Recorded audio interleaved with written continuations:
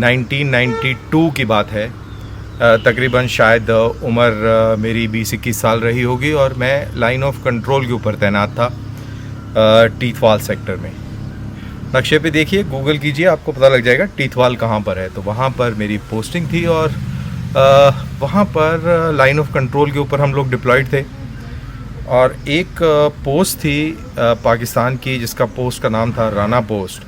वहाँ से हम लोगों को बहुत परेशान किया जाता था, हमारे ऊपर बहुत सारा फायर किया जाता था, इन्फिल्ट्रेशन में भी वो लोग बहुत मदद करते थे। तो डिसाइड किया गया कि इसको सॉर्ट आउट करना है। उसको सॉर्ट आउट करने के लिए उस पोस्ट के ऊपर क्या गतिविधि होती है, क्या वहाँ की दिनचर्या होती है, उसके ऊपर नज़र रखना बहुत ज़रूरी था। तो हमारे कमांडिंग ऑफिसर ने मेरे को और मेरे साथ में 2 और जवानों को नियुक्त किया कि आप इस पोस्ट के ऊपर निगरानी रखेंगे पूरे 72 घंटे, और इस निगरानी को रखने के लिए आपको फ़लाँ इलाके में जाना होगा और वहाँ से आप इस पोस्ट के ऊपर निगरानी रखेंगे। अब ये जो इलाका जो उन्होंने नियुक्त किया था, ये दरअसल उस पोस्ट के काफ़ी नज़दीक था। लाइन ऑफ कंट्रोल के जस्ट हमारी तरफ था एक पुराना मकान था जिसके ऊपर खिड़की दरवाजे कोई नहीं थे और ऐसी ही हालत में था। लेकिन यहाँ से राना पोस्ट की सारी गतिविधियाँ बहुत नज़दीक से दिखती थी, इतना नज़दीक कि आप आदमी जब आपस में बात कर रहे होते थे तो उनकी आवाज़ तक भी धीमी धीमी सुनाई दे जाती थी, इतना नज़दीक। तो हम साहब चले गए। सुबह सूरज उगने से पहले हम वहाँ पहुँच गए और हमने अपने आप को इस घर में सेट कर लिया।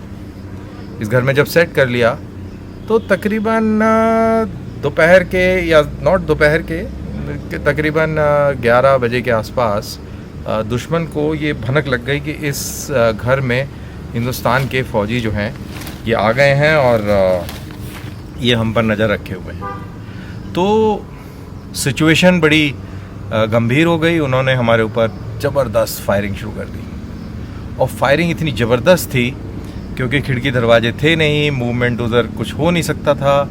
तो हम कोनों में दुबक गए और जिससे कि जो फायर आए वो खिड़कियों से आए और वो कभी फर्श पे टकराए, कभी दीवार पे टकराए और खूब धूल और पत्थर के रिकोशे जो हैं पूरे कमरे में चारों तरफ, और बेइंतहा फायरिंग हो गई।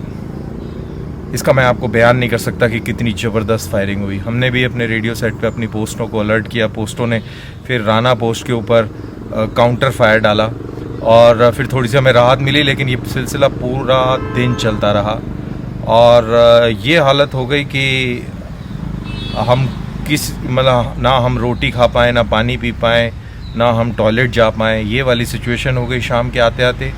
और फिर अंधेरा हुआ और अंधेरा होने के बाद में फिर हम किसी तरह अपना हिसाब किताब पैक किया और वहाँ से निकल के और फिर हम अपनी पोस्टों की तरफ रवाना हुए, जो कि हम सवेरे 3 बजे तक पहुँचे। तो ये एक वाक़या था लाइफ का फ़र्स्ट एनकाउंटर, दुश्मन के साथ में फ़र्स्ट मुलाकात। और ये पहला वो वाक़या था जिसके अंदर मेरे जैसा रुकी यंग बॉय जिसको लड़ाई का एहसास हुआ कि लड़ाई क्या होती है, और बड़े नज़दीक से इस पूरे खेल को देखा। और वहाँ से कार्रवाई शुरू होती है और अगले 20 साल के अंदर लोहा तप के बहुत मजबूत हो जाता है। तो कभी और मौका मिलेगा तो फिर और आगे की कहानियाँ बताएंगे।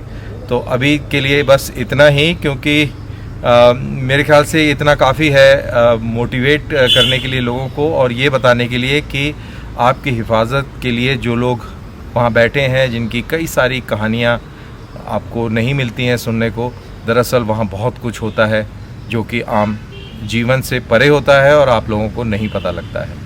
तो इंडिपेंडेंस डे पे ज़रूर याद रखिए और दुआएं कीजिए कि आपके फ़ौजी सारे के सारे सुरक्षित रहें और अपना फ़र्ज़ अंजाम देकर सुरक्षित घर पहुँचें। जय हिंद।